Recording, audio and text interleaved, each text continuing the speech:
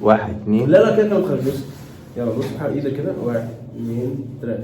السلام عليكم ورحمه الله وبركاته. عايزين نتكلم في الفيديو ده عن اول شغل وازاي ان انت تلاقي اول شغل. انا بالنسبه لي كان الموضوع حوار ان انا الاقي اول شغل ده كان حاجه تحس ان هي مصيريه بالنسبه لي. اللي هو انا اتخرجت من هنا وقعدت 3 شهور. طبعا بقى كان معايا مشروع تخرج وبتاع ومطحون السنه كلها والثلاث شهور دول برضه قعدت اذاكر ومش عارف ايه واعمل حبه سايد بروجكتس كده على جنب وبتاع. فايه بقى فكانت حياتي في ال3 شهور دول عباره عن ايه؟ ان انا اخش لواحد زي مهاب واخش ابعت له مسج اقول له والله اصل انا قاعد كل يوم حرفيا اختار واحد هصيح معاه النهارده بسبب حوار ان انا مش لاقي شغل. مره اخش لعمر اسامه، مره اخش لمهاب، مره اخش لعمر، مره مش عارف اخش لمين واخش لمين واخش لمين واقعد اصيح عشان انا ايه؟ مش لاقي شغل. فبعد 3 شهور يا عم طبعا بسبب حاجه طبعا هنتكلم عليها كمان شويه، حته الكونكشنز يعني والعلاقات وكده. فاتزقيت في اول ايه؟ اول شغله. دخلت وربنا يسر وسبحان الله النهارده اخر يوم ليا في المكان ده يعني. ده مش عارف مفارقه غريبه جدا ان الفيديو بتاع اول شغل في اخر يوم ليا في الشركه. والله مش قصدي يعني سبحان الله النهارده اخر يوم ليا في الشركه هنا. الدويتو الجميل ده لازم يتودع مؤقتا لحد كام شهر بس. قلنا نسجل فيديو يعني. كان الموضوع بعمل ايه؟ موضوع ان حته ان انت يعني قعدتك في البيت ذات نفسه الحته دي بتاثر على نفسيتك بشكل متخلف طبعا. حته ان انت المفروض بتبص لحته ان انت المفروض تبقى شايل مسؤوليه، المفروض يكون عندك قدر كافي من الماده يعني من الفلوس اللي هي تمشيك وتعيشك وتخليك انت فاهم على هتجيب حاجه للبيت مش عارف ايه. فكره معلش الموضوع فكره ان انت كبرت ما بقتش صغير خلاص. انت خلصت الجامعه دلوقتي بقيت مطالب ان انت تشتغل ان انت تجيب فلوس ان انت تبقى مسؤول عن نفسك على الاقل. مش بقولك مسؤول عن عيلتك بس مسؤول عن نفسك ان انت ما تاخدش مصروف من حد. فكره ان انت تصرف على نفسك دي لوحدها مسؤوليه. فانت تبقى قاعد شايل الهم انت انا عايز اشتغل. واكمل كلامك يعني.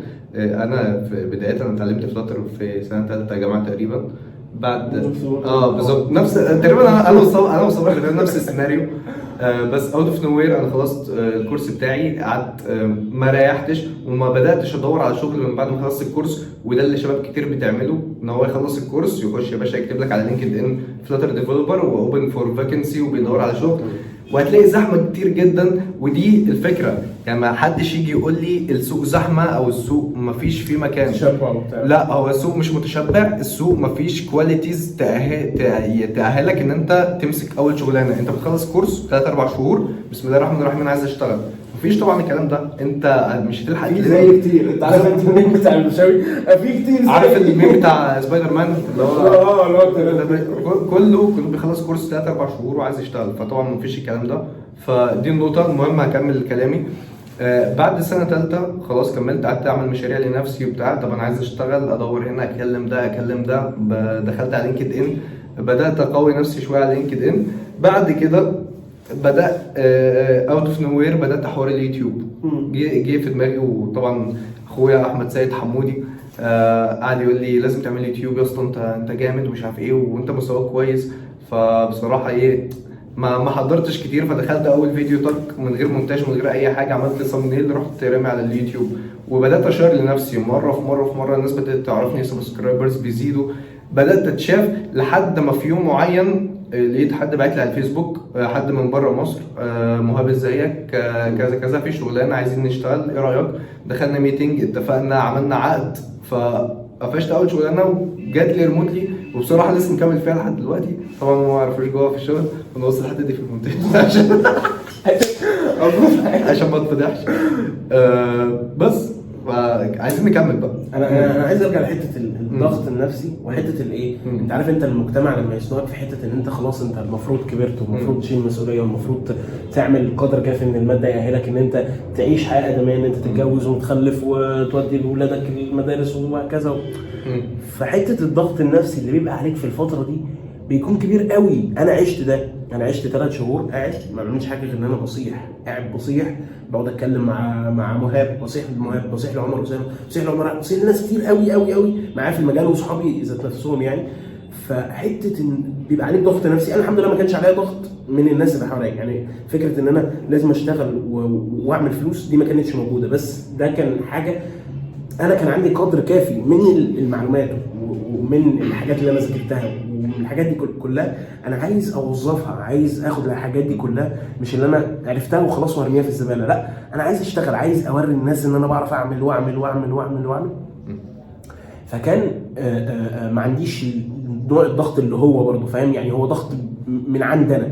ففي ناس كتير بقى يبقى عندها ضغط من الناس اللي حواليها، من المجتمع اللي هم عايشين فيه، من ومن ومن ومن ومن ومن فكرة العيلة برضه فكرة العيلة صعبة. يعني العيلة بتاعتك بص مش دايما، يعني ما تحطش الحافز ان انت تاخد السبورت من حد، انت ادي سبورت لنفسك. انت في الاول هيبقى شغلك معفن ومحدش هيبقى عارف اللي انت بتعمله. انتري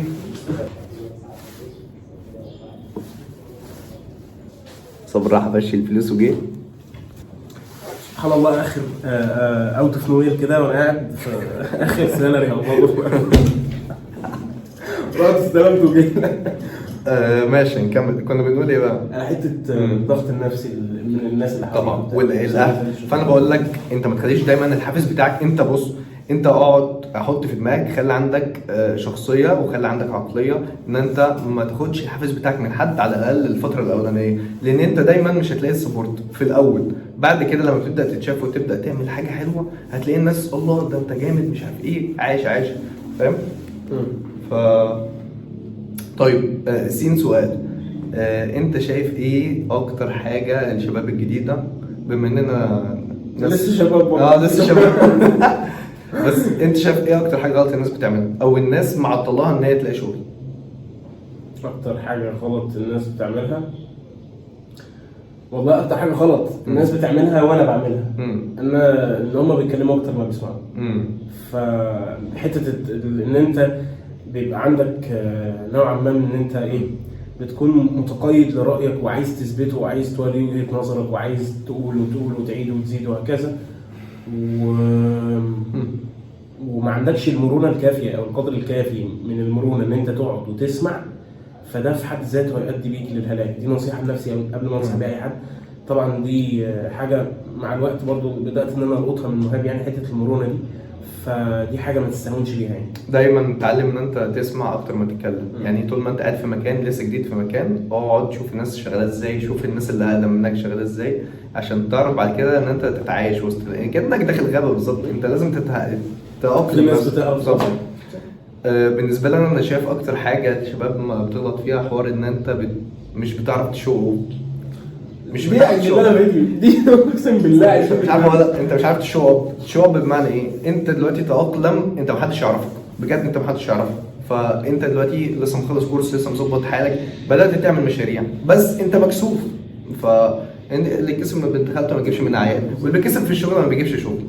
فانت لو مكسوف تبين نفسك، تبين انا كنت بتكسف على فكره اكلم عمر في الاول. كنت بجد والله حته الرهاب الاجتماعي ده انت المفروض تبلعه حرفيا، اللي هو يعني ما تخجلش خالص ان انت تنزل بوست على لينكد ان تقول والله انا وانا وانا وانا وتنزل السي في وتتكلم ده وتتكلم ده وتعمل كونكشن. صح، انا كنت بعمل ده، انت فاهم. انا من غير اي حاجه، من غير في سينيورز ما كانوش يعرفوني نهائي ولا اي حاجه خالص، بخش على لينكد ان وابعت لهم يا اسطى انا عايز من غير اي حاجه، انت فاهم. حاول تعمل كونكشن وتحافظ عليها لاطول فتره ممكنه. انت مش بتشحت، فاهم. انت عندك شغل وراجل كويس، انت بس عايز تظهر في الصوره، عايز الزقه الاولانيه. ودايما اصعب شغل هو اول شغل، ان انت تقفش في اول شغلانه. انت بعد كده تبدا تتنطط من شركه لشركه لاوفر فهتلاقي الدنيا احسن بالنسبه لك. لكن هي كل الفكره في الخطوه الاولانيه. فالزقه الاولانيه دي انت محتاجها، او عشان تجيبها لازم زقه. فالزقه دي انت تعملها ازاي؟ تبدا بقى تشير. بالنسبه لنا مثلا في حوار اليوتيوب، انا يعني كنت في الاول بكسف ان انا اشير بصراحه، بس دلوقتي انزل فيديو اخش في الجروب بتاع انزل على الواتساب ابعت، فاهم.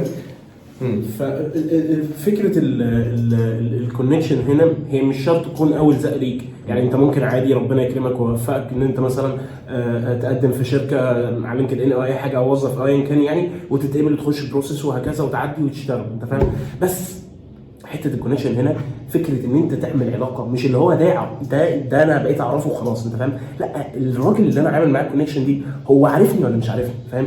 واعمل الكونكشن دي افضل ان انا محافظ عليها لاطول فتره ممكنه، انت فاهم؟ مش اللي هو انا دخلت كلمته مره وخلاص ده هو نسيني، فاهم؟ نسي صابر، مش عارف مين صابر دلوقتي بعد شهرين مثلا، انت فاهم؟ لا، اللي هو انا بعد شهرين بعد 3 شهور لا هو هيفتكر في حته كده في دماغه، فاكر ان في صابر واحد بيعمل فيديوهات على اليوتيوب مش عارف ايه، اشتغل في شركه ايه، انت فاهم؟ صح. عمل دايما بتعلم. وبالنسبه مثلا الناس الكبار في المجال، يعني سواء لو هنتكلم مثلا عن عمر ولا شلبي ولا منعم ايوس يعني وبتاع، الرجاله دي مثلا الله اكبر يعني ما شاء الله، الناس تقيله في حتتها، فاهم؟